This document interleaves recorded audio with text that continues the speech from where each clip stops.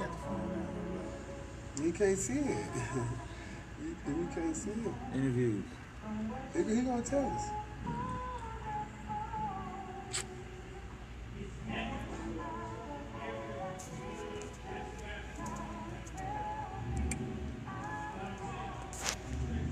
Two. You can see right here. You can go in. All right, conversations with car salesmen. Today's topic, None. Don't worry about that. Yeah. volume 2 or part 2. How do you think men and women should approach relationships? How do I think men and women should? How do I think? I'm so glad my thinking different. Yeah, your thinking. I want to hear your thinking. Yeah, what do you think? I want to hear your thinking on how you think they think.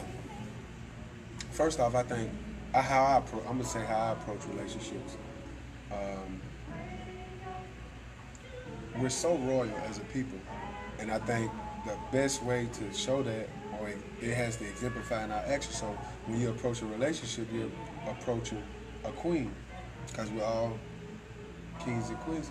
And when you approach that specific person to become one with you, then you should, all the trimmings should be whatever it takes, as far as that's how your mind should be set. If this the person who, I like her, I'm attracted to her. I think, all the qualities I look for in a woman, and before I get into a relationship, can I do my part to, sustain the relationship? So I think you should approach it with so much seriousness. I think you should approach a relationship with love, and you have feelings for somebody who you can spend the rest of your life with. I don't think you should approach a relationship or be willing to be in a relationship if it's somebody that you can't see yourself, going down the road with. You know what I'm saying? And that's what relationships are for. It's for to keep us, for a man and a woman to become one. And so that's just not talk, that's action every day. When I wake up, my mentality should be. And so when you approach those relationships, the first thing is making sure it's somebody that you want to spend the rest of your life with. We approach relationships just for a night. I'm going to have a sexual relationship with this person for a night. We know that a true relationship consists of more than a physical, or the physical, emotional, spiritual, mental. And so if it's somebody that you don't think, and this goes for men and women. Women are notorious for sleeping with men for money, and you don't want to.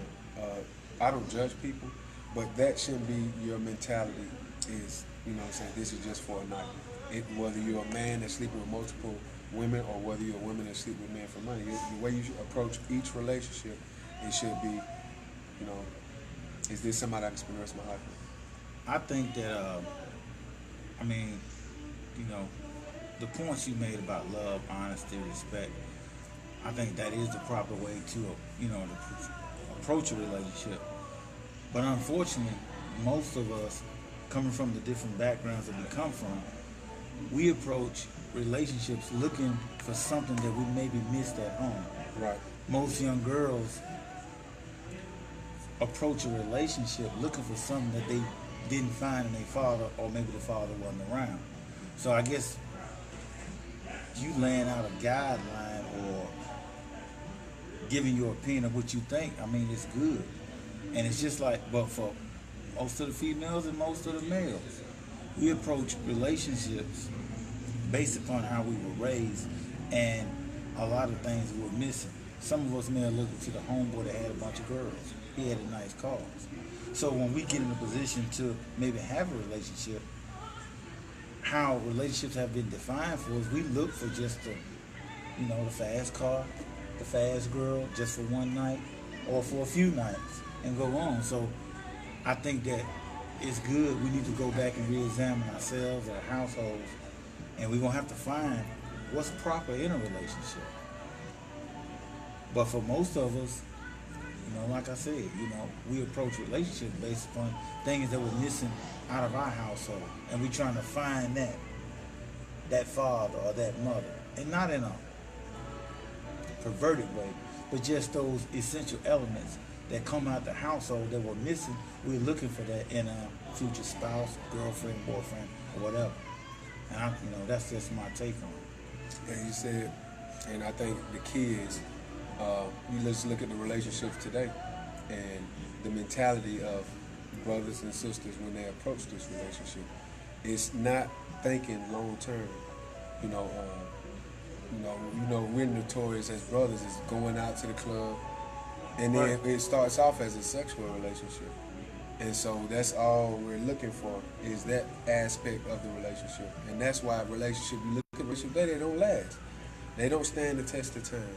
So if I'm to become one with somebody and get deep mentally, spiritually, emotionally, physically with that one person, it's supposed to last forever.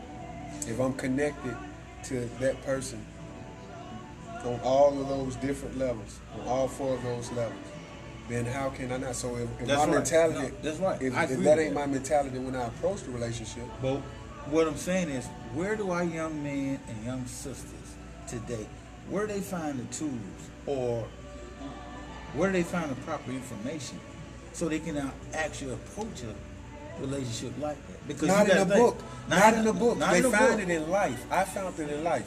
I seen my uncle. At what age? I wasn't aware. Subconscious, 12, 13, 14 years old. I seen my uncle go to work every day, come home, and love one woman. My mother. And my mother's taken so much because she's on cocaine. She's been on cocaine for 25 years. And even as a child, I was like, why my mother, and growing up. And then one thing about my mother that I love, and it's probably the most special part of a woman, is she's loved one man her whole life. She's only been in love with one man her whole life. What's the time? One man. So if you think about this, the women we see today, they fall in love with a different man every week. They're not really falling in love. Well, to them, they're longing for that of what they probably were missing. Even if it's 6 months, or you're gonna tell me the majority of women that we've known our age, they only been in love with one person. I've been in love with more than one woman. But what kind of household? But it's designed for a man and a woman to be in love with one person the rest of our life. We truly understand it. So we're talking about what type of households did they come out of? Did they come out of a household where it was a? If you didn't see it, how can you imitate it? Exactly. A person that imitates Richard Pryor has to watch Richard Pryor. He has to study Richard Pryor. If you want to see a long-lasting relationship, you have to see it. You don't see it today. You don't see long-lasting relationships. Kids that grow up in environments, like the projects where it's mothers, it's cool because we're live and people are watching. Oh, so you don't. Oh, that's right. Yeah. So it's you got people that's gonna work. So if you grew up in an environment where you only seen women being, slept with. It was all about sex. Man come over, he sleep, he leave. There's no stability in the home between man and woman. There's no interaction. You know how your uncle or your grandfather, but in my case, uncle, come home and his wife got his dinner ready, or he watched the news. His wife get him the newspaper. Yeah, today they'll say that's old fashioned. Not just that. Just going on a date is old fashioned. Going to the movies in 2018 is something that's look a man and a woman going to the movies. That like dating. We don't even date in some of these. Is that because of the digitized world where you can really do everything from a device? Like social media has a big part of it. Music has an even bigger part of it, and television and radio just influence. But just like I think throughout time, we've gotten worse. Throughout time, we've gotten worse. The 60s and 70s was pretty much all about love. And then the 80s, when drugs infiltrated our communities, it was harsh. It was kind of heartless. And so, rap music, when they start degrading the women, Temptations never degraded the women. The Isley Brothers and B.B. King and the old musicians, they didn't call black women bitches. But today, started in the 90s with rap music and, TV, Menace to Society. I think we saw the violence in Menace to Society, but nobody really paid attention to the way that they interacted with women. And as far as calling them bitches, the way they handled women, drinking 40 ounces. So, television and music played a big part in how we treat our women, how we view our women. You know, it's so common for, like, I remember when you couldn't call a black girl a bitch. You know, even if you slipped and said it, they'll be But ready why to is fight. it- Excuse me, real quick. And then when Lil Trina and Lil Kim start calling themselves bitches, They glamorize it. the women started calling themselves bitches, and it became cool. So it's always going to be something bigger than you. It's your Outside of community, you. outside of you. Well, it You goes just back said to something, yeah. something outside of you starts to define your life perspective of what you can be called, what you can't be called, what you can and you cannot do. I mean, I agree. I'm just saying, how do we get back to it? It's always a way to get back to it. If it existed, it's like there's nothing new under the sun. And it's like, I think we get back to it through love. We don't love enough when it comes to our women in our relationship. We love our partners. We love our mothers. You know, little boys love men love their daughters. You know, mothers love their sons or their best friend. But in the relationship is where the love don't exist. You know, if I got a brother and he's supposed to be with me and he lied to me, I'm gonna feel like he ain't my brother, he ain't my partner. But we lie to our woman all day. We cheat our women. You know, I don't want my mother to cheat me. I want the best out of life. I want my mother to, to be the best mother. You know, you want your brother to be the best brother. You want your sister to be the best sister when it comes to you. You want your girlfriend, your wife, your spouse to be the best to you, but you're not willing to be the best to her. And that's the most important relationship. We have to cultivate and evolve that relationship into out of the 2018 where that relationship has no value and back into like when it was the 40s, when that was more important than anything. The songwriter, Lauryn Hill, what she said, nothing even matters. My team can score, make it to the Final Four, repossess my 4-5-4. All that stuff don't matter when you fall in love with that one person you're going to spend the rest of your life, because you're going to see stuff change. You know, if you spend 70 to 80 years with somebody, it's going to be a time where, duckhead's cool. Well, I or think something like that, but you're going to grow out of that stage. The only thing that you're going to grow is that relationship. That's the only thing that's going to grow. Your son or your daughter ain't going to be as cute as they was when they was babies, when they 40. So, who knew Sierra?